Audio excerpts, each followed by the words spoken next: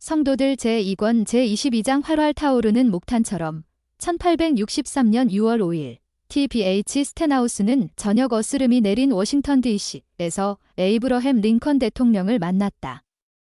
스코틀랜드에서 온 39살의 출판 편집인인 스텐하우스는 대서양권에서 매우 존경받는 후기 성도였다. 그는 젊은 시절에 영국과 이탈리아, 스위스에서 선교 사업을 했으며 나중에는 미국 동부에서 선교사들을 이끌었고 많은 독자를 둔 뉴욕 헤럴드와 데저렛 뉴스의 기고 활동도 했다. 그와 그의 아내 페니는 솔트레이크 시티의 성도들에게 큰 사랑을 받았으며 이들은 분지의 저명한 인사가 방문할 때마다 자주 소개되곤 했다. 스텐하우스는 링컨 대통령을 만나서 그가 성도들에게 자치를 허락하는 사안에 대한 가능성을 어느 정도나 열어두고 있는지 알아보고자 했다. 유타 주민 대부분은 링컨이 새로운 중혼 금지법을 집행하리라고는 생각하지 않았다. 교회 회원에게 중혼 혐의로 유죄를 선고하려면 검사는 복수 결혼이 이루어졌음을 증명해야 하는데 결혼식은 엔다우먼트 하우스에서 은밀히 행해지는 데다 관리들은 그 기록을 열람할 길이 없었으므로 그것은 거의 불가능한 일이었다. 더욱이 교회 회원들이 배심원석에 앉아있는 한 유타에서 검사가 누군가에게 중혼 혐의로 유죄를 선고할 가능성은 희박했다. 그러나 많은 성도들은 유타에서 그들을 다스리도록 링컨이 임명한 사람들에 대해서는 분개했다. 1858년에 브리검 영의 후임으로 온 엘프리드 커밍은 성도들과 우호적인 관계로 지내다 1861년에 지사직을 사임했다. 링컨이 커밍의 후임으로 선택한 존 도스는 1862년에 낸 주 승격 청원을 백지화하려 함으로써 순식간에 성도들의 신망을 잃어버렸다. 그 다음으로 링컨이 지명한 스티븐 하딩은 뉴욕주 팔마이라 토바기로 일찍이 조셉 스미스와 알고 지낸 적이 있었다. 그러나 그런 인연에도 불구하고 하딩은 교회의 회원은 배심원이 될 수 없다는 법을 제안함으로써 중혼 금지법을 강화하려 시도했고 이 일로 즉각 민심을 잃었다. 링컨 대통령은 스텐하우스의 이야기에 귀를 기울였다. 그는 하딩 지사의 이름이 기억나지 않는다고 농담으로 응수하며 자신이 유타로 보낸 관리들이 더 잘 처신하기를 바란다고 말했다. 미국은 3년째 여전히 피비린내 나는 전쟁 중에 있었고 링컨의 주름진 얼굴에는 수심이 가득했다. 최근에 그는 전쟁의 기류를 바꿔볼 생각으로 남부의 모든 주에서 노예를 해방한다는 내용과 흑인도 미국 군대에 입대할 수 있다는 내용의 성명을 냈었다. 그러나 남부의 군대는 워싱턴에서 남서쪽으로 약 100km 떨어진 지점에서 큰 희생을 감수하며 대대적인 전투를 벌인 끝에 연방군대를 격퇴했다. 따라서 링컨은 성도들과 정부 관리 사이의 갈등보다 더 큰 불이 발등에 떨어진 상태였다. 링컨은 스텐하우스에게 말했다. 젊은 시절에 새로 개간한 땅을 한 군데 경작했었는데 그 땅을 갈던 중 커다란 통나무 하나를 발견했습니다. 그 위로 계속 쟁기질을 하기엔 나무가 너무 컸고 무게도 너무 무거워서 어디다 옮길 수도 없었지요. 또 나무가 물기를 잔뜩 머금어 불에 태울 수도 없었고요. 그 자리에 서서 나무를 찬찬히 살펴본 후에 나는 결국 그 주변 땅만 갈기로 결론을 내렸습니다. 대통령은 이렇게 말을 이었다. 돌아가서 브리검 영에게 전하십시오. 그가 내 일에 개입하지 않는다면 나도 그의 일에 간섭하지 않을 것입니다. 얼마 후 링컨은 하딩 지사를 해임하고 더 온건한 성향의 정치인을 후임으로 지명했다. 이듬해 1월 33살의 엘마 스미스는 라나이 섬에서 보낸 편지 한 통을 받았다. 6명의 하와이인 성도의 서명이 담긴 짧고 긴급한 내용의 편지였다. 그 6명 중에는 엘마를 비롯한 유타의 선교사들이 1858년에 다 같이 하와이를 떠날 때 라나이에서 교회를 이끌 지도자로 성별받았던 솔로모나 장로도 있었다. 엘마는 편지를 읽어나가며 하와이어를 영어로 주의를 기울여 번역했다. 편지의 내용은 이러했다. 저희는 이곳에 사는 우리의 선지자 월터 M. 깁슨에 관해 말씀드리고 싶습니다. 그가 우리의 지도자라는 것이 사실입니까? 월터 깁슨이 라나이에 있다는 것은 놀랄 일이 아니었다. 그러나 선지자란 말은 충격적이었다. 월터 깁슨은 1861년에 제1회장단의 부름을 받고 일본 등 아시아 국가들과 태평양으로 야심찬 선교 사업을 떠났던 유명한 탐험가였다. 선교 사업을 나가고 얼마 안 되어 그는 자신과 딸 탈룰라가 성도들과 함께 라나이에 정착했다는 소식을 전했다. 그는 그 후로 선교 사업과 라나이 정착촌의 전도 유망한 발전상에 관한 소식을 꾸준히 브리검 영에게 보냈었다. 1862년에 하와이의 한 신문은 월터가 하와이에서 성도들과 지내며 한 일을 칭찬 1세계 기사로 다루었고 이 기사는 데저렛 뉴스에도 그대로 실렸었다. 그런 일이 있었다 해도 왜 그곳의 성도들은 월터를 그들의 선지자로 일컫는 것일까? 월터는 선교사일 뿐 그 이상도 그 이하도 아니었다. 엘마는 계속 편지를 읽어나갔다. 편지에는 월터가 브리검 영의 권세를 거부하고 섬에서 자기 나름의 형태로 신권을 정립했다는 내용이 있었다. 솔로모나와 성도들은 편지에 이렇게 전했다. 그는 12사도 정원회와 70인 정원회, 여러 명의 감독과 고등평의원을 성임했습니다. 성임 증서를 얻으려면 돈을 내야 했고 돈을 내지 않은 후보자는 성임받지 못했습니다. 월터가 교회의 토지를 관리하는 방식도 문제였다. 그는 하와이 성도들에게 기부받은 것들을 이용해서 자기 명의로 땅을 사고 이제는 그 땅의 소유권까지 주장하고 있었다. 깁스는 그 땅이 교회 소유가 아니며 유타의 12사도는 그 땅에 대한 권리나 소유권을 주장할 수 없다고 말합니다. 그 땅은 오직 깁슨 자신의 것이랍니다. 이들은 엘마에게 이 편지를 꼭 브리검 영에게 보이도록 부탁하며 이렇게 말했다. 저희는 이 외국인이 당혹스럽습니다. 절대 그를 믿을 수 없습니다. 엘마는 이 편지를 브리검에게 가져갔고 브리검은 1864년 1월 17일에 12사도 정원회 앞에서 그 편지를 낭독했다. 사도들은 즉시 조치를 취하기로 뜻을 모았다. 월터는 스스로 선지자라 주장하고 교회의 토지를 가로챘으며 하와이의 성도들을 탄압했다. 브리검은 말했다. 12사도 정원회 중 두 분의 형제님이 하와이 제도에 가본 젊은 형제들을 이끌고 가셔서 교회의 질서를 바로잡아 주시기 바랍니다. 브리검은 선교부의 지도자로 사도인 에즈라 벤슨과 로렌조 스노우를 선택했다. 그런 다음 그는 과거에 하와이에서 선교사로 봉사했던 엘마 스미스와 조셉 F. 스미스, 윌리엄 클러프에게 가서 그들을 보조하도록 요청했다. 브리검은 이렇게 지시했다. 그곳에 필요한 일들을 해주십시오. 1864년 3월 31일 아침 2명의 사도와 3명의 선교사를 태운 범선이 하와이 제도 마우이 섬의 라하이나 외항에 닻을 내렸다. 조셉 F. 스미스는 일행의 짐과 함께 갑판에 남아 있었고 에즈라 벤슨, 로렌조 스노우, 윌리엄 클러프, 엘마 스미스, 그리고 범선의 선장은 작은 배 한 척을 바다로 내려 타고서 무트로 향하기 시작했다. 멀리 해안 가까이에는 높은 파도가 암초 위로 위태롭게 솟구치고 있었는데 선교사 시절에 여러 차례 항구 안팎을 오간 경험이 있는 윌리엄 클러프는 배를 띄우기에는 파도가 너무 거칠어 보여 걱정이 되었다. 하지만 선장은 항로만 지키면 두려워할 것 없다며 그를 안심시켰다. 몇 분 뒤 그들이 탄 작은 배가 큰 파도에 부딪히면서 배의 선미가 물 위로 들려 올라갔다. 그대로 암초를 향해 무섭게 돌진하던 배는 암초에 이르러 다시 한번 파도에 부딪혔고 배의 선미는 녹아 물에 닿지 못할 만큼 높이 치솟았다.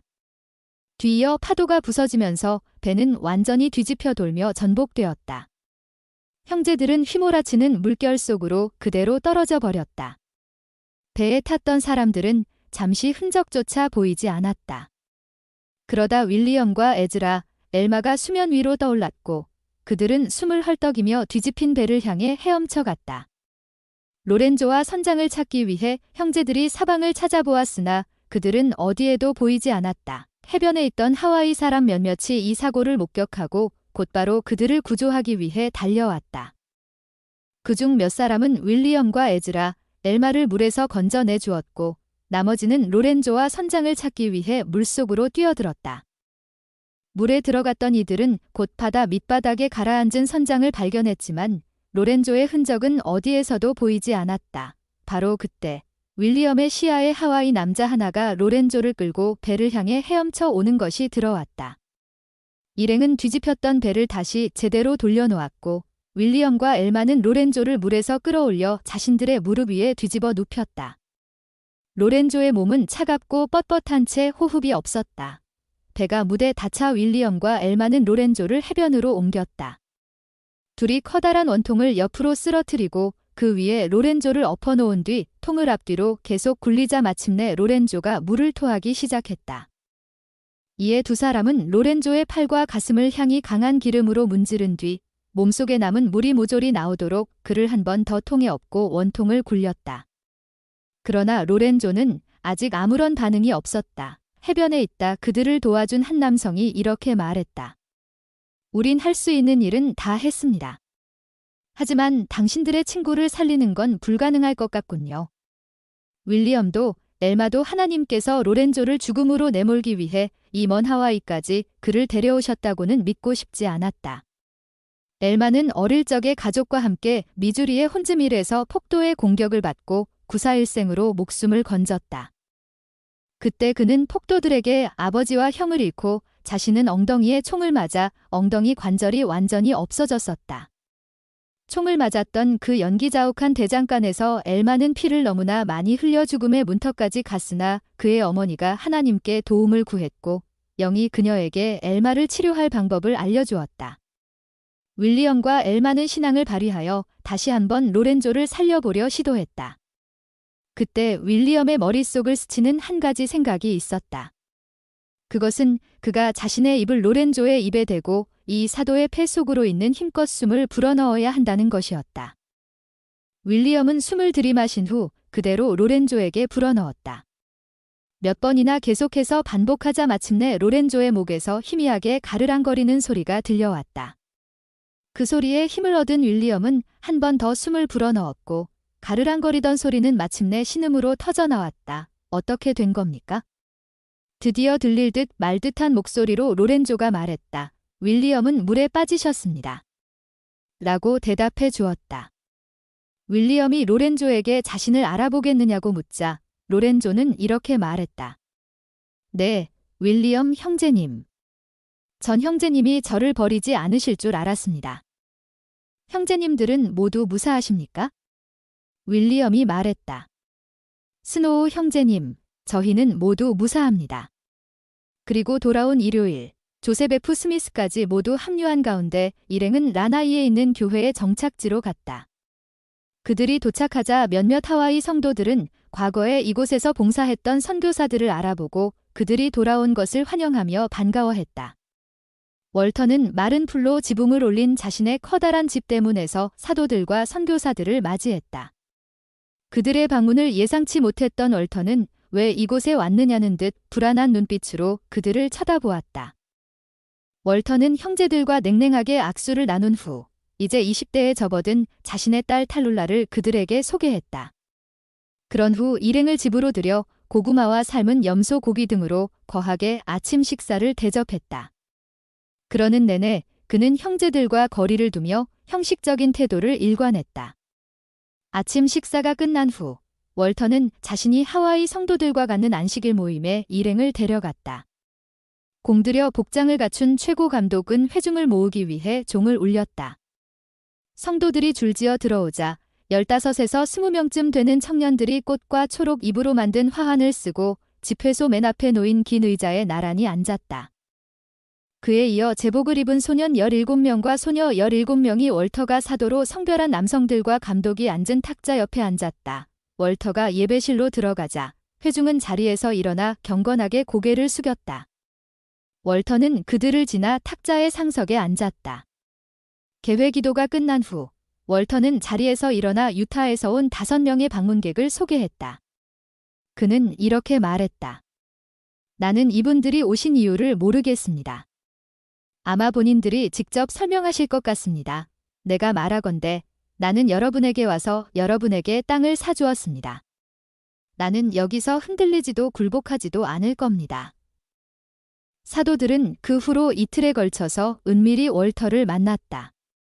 사도들은 그의 악행이 돈을 받고 신권성임을 파는 것을 훨씬 넘어서 있다는 것을 알게 되었다. 거의 믿을 수 없을 만큼 너무나도 이상한 일이었다. 월터는 라나이에 와서 자신이 오랫동안 꿈꾸던 대로 태평양의 광활한 제국 건설을 시작할 기회를 포착했다. 그는 섬에서 땅을 사기 위해 가축과 재산을 기부하도록 하와이 성도들을 설득했다. 그리고 성도들에게 제국 건설의 꿈을 불어넣으면서 다른 섬들을 침략할 목적으로 라나이 섬에 민병대를 조직하고 병사들을 훈련하기까지 했다.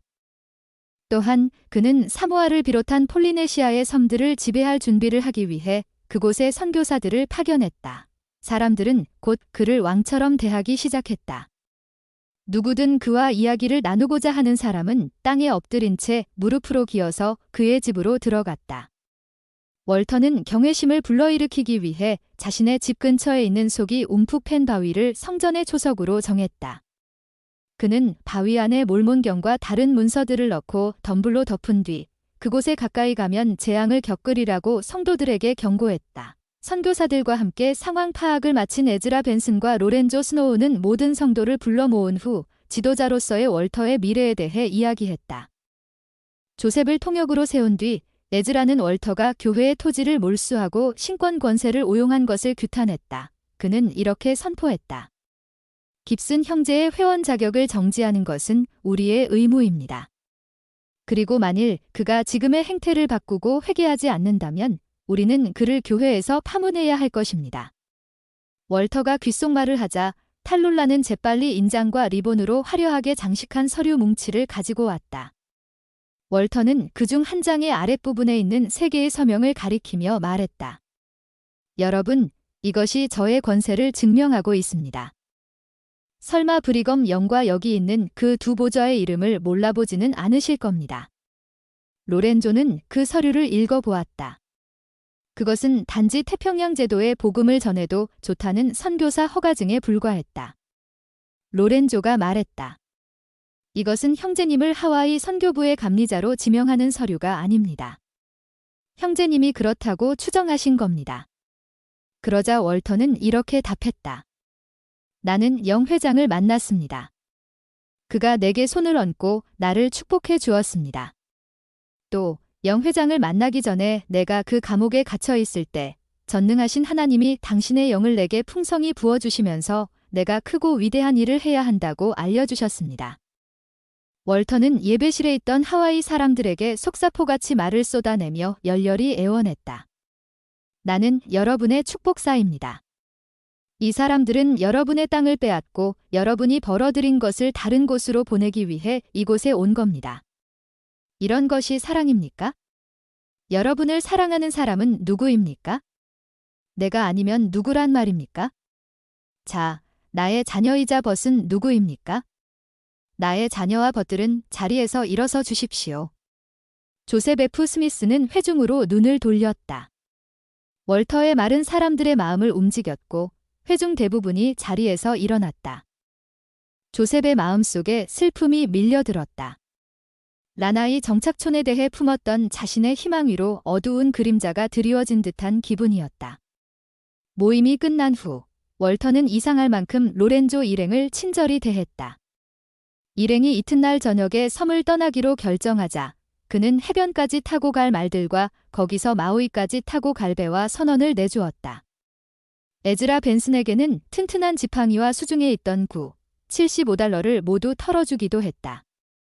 그러면서도 그는 전도 허가증이나 성도들에게서 사취한 땅을 내놓으라는 요구에 대해서는 단호히 거절했다. 조셉 F. 스미스는 하와이 선교부를 감리하기 위해 뒤에 남고 에즈라 벤슨과 로렌조 스노우는 라나이를 떠나 유타로 돌아갔다. 선교사들은 월터가 빼앗은 땅을 라나이의 성도들에게 합법적으로 되돌려줄 방법이 없었다. 그 대신 그들은 다른 섬 성도들의 신앙을 되살려보기로 결정했다. 조셉은 엘마 스미스에게 하와이의 마우이와 빅아일랜드를, 윌리엄 클러프에게 카우아이를 맡기고 자신은 오아후를 맡기로 했다. 성도들 중에는 과거에 월터를 지지했던 이를 후회하는 이들도 있었다. 조지 큐캐넌의 몰몬경 번역 작업을 도왔던 조너선 라펠라는 지난 2년 동안 월터가 지명한 12사도 정원회의 회장으로 봉사했다. 그러나 조너선은 월터에게는 자신을 그 직에 성임할 권세가 없었다는 것을 알게 된 후 자신이 속았다는 마음이 들었다. 라펠라는 마우이에서 성도들을 만나기 시작했다. 그들 대부분은 월터에게 환멸을 느끼고 있었다. 월터는 그들이 모이던 집회소들을 대부분 팔아넘겼고 성도들이 함께 예배하고 복음을 가르치며 경전을 읽고 가족과 함께 기도하는 것을 금지시켰다. 그 결과 그들은 영적인 면에서 약해졌고 월터가 그들에게서 가져가 버린 것들을 생각하며 낙담해 있었다.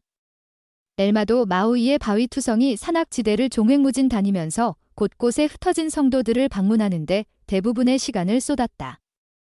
여름이 시작될 무렵에는 월터의 영향력이 눈에 띄게 줄고 있었다. 점점 더 많은 성도들이 라나이를 떠나고 있었다.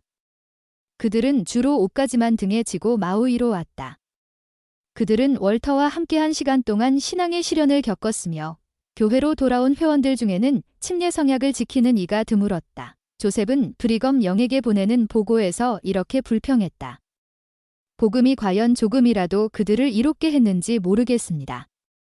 왜냐하면 그 누구도 복음대로 생활하지 않았기 때문입니다. 그들에게 끊임없이 모범을 보이고 귀가 따갑도록 가르침을 전하며 그래도 몇 명은 나아지리라 기대해야 마땅하겠지만 현실은 그렇지 않습니다. 브리검은 조셉과 다른 미국인 선교사들에게 집으로 돌아가라는 영의 속삭임을 느낀다면 그렇게 하라고 권고했다. 브리검은 하와이 성도들의 영적인 성장에 대한 책임은 결국 그들 자신에게 있다고 믿었다. 그는 조셉과 선교사들에게 보내는 편지에서 이렇게 일렀다. 제 생각으로는 선교부의 일을 그곳 현지의 형제들에게 맡겨볼 수 있을 것 같습니다. 하와이 성도들이 복음과 신권을 받은 것은 여러 해 전이었으며 그들은 이제 스스로 교회를 운영하는 데 필요한 모든 자원을 갖추고 있었다. 브리검의 권고가 담긴 편지가 하와이에 도착할 즈음에는 하와이 성도들에 대한 조셉의 태도가 다소 누그러져 있었다. 그는 브리검에게 이렇게 편지를 보냈다. 선교부를 이대로 두고 떠나고 싶지는 않습니다. 그러나 조셉은 섬에 머무는 미국인 선교사의 숫자를 줄이고 하와이인 장로 몇 명에게 부름을 주어 선교부 내 여러 섬을 관리하게 하고 싶었다. 조셉은 10월에 이 변경 사항을 발표하고 호놀룰루에서 열린 선교부 대회에서 하와이 성도들에게 지도자 부름을 주었다.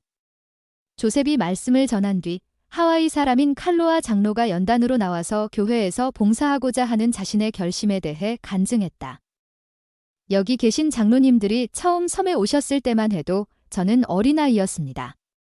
이제 저는 성인입니다. 어린아이에 머무르지 말고 충실하게 선한 일을 하는 성인이 됩시다. 다음으로는 나펠라가 일어나 성도들을 향해 의로운 사람이 될 것을 촉구했다. 우리는 깁슨의 교활한 말에 속아 길에서 벗어났습니다. 그리하여 우리가 맺었던 성스러운 성약을 깨트리고 말았습니다.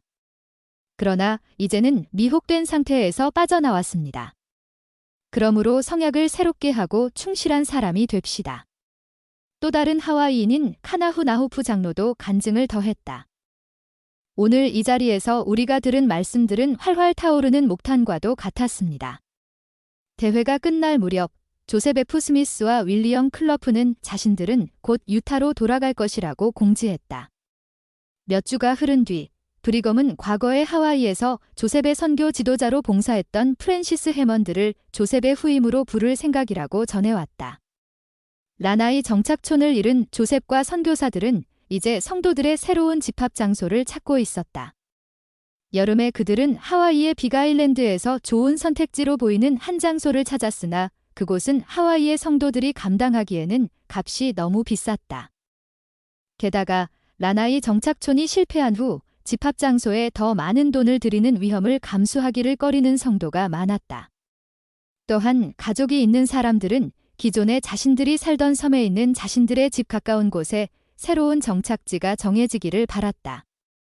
가을 대회가 끝난 뒤 브리검 영은 선교부의 지도자들에게 교회의 자금으로 토지를 구입하도록 승인했다. 조셉과 윌리엄은 빅아일랜드의 어느 곳을 정착지로 정할지 결정하지 못한 채 마지막으로 카우아이와 오아후의 지부들을 둘러보며 프랜시스에게 집합 장소로 추천할 후보지들을 계속 물색하고 다녔다. 그러던 어느 날 윌리엄은 조셉과 함께 오아후에 있는 라이의 농장 근처의 작은 지부를 방문했다가 혼자서 산책을 나갔다. 오아후섬 북동쪽 기슭에는 키가 큰 나무들이 우거진 산들이 이어져 있었고 라이의 농장은 이 산맥의 아래에 있는 735만여 평의 땅에 자리했다. 라나이의 정착촌과 달리 라이에는 물을 구하기가 쉬운 곳이었다. 윌리엄은 울적하기도 하고 조금 외롭기도 한 마음에 옆에 있던 숲으로 가서 무릎을 꿇고 기도를 드렸다. 그는 여전히 울적한 마음을 떨치지 못한 채 자리에서 일어서다가 초지와 덤불숲을 지나는 길 하나를 발견하게 되었다. 얼마쯤 그 길을 따라가던 끝에 윌리엄은 놀랍게도 브리검 영이 이 길을 걸어 올라오는 모습을 시현으로 보았다. 윌리엄은 마치 브리검이 정말로 거기 있는 것처럼 인사를 나눈 뒤 그와 함께 풀밭에 앉았다. 브리검은 이곳의 농장과 기름진 땅, 푸른 산들과 해변에 잔잔하게 부서지는 파도의 아름다움을 칭찬했다. 그리고 마지막으로 그는 이렇게 말했다. 이보다 더 마음에 드는 곳은 없을 겁니다. 윌리엄 형제님, 이곳이 바로 우리가 하와이 선교부의 본부로서 확보하고 싶은 땅입니다. 브리검이 이 말을 마치자 윌리엄은 혼자 남게 되었고 경의와 놀라움으로 가득 찼다. 그는 하와이 성도들이 집합할 훌륭한 장소를 찾았다는 확신이 들었다.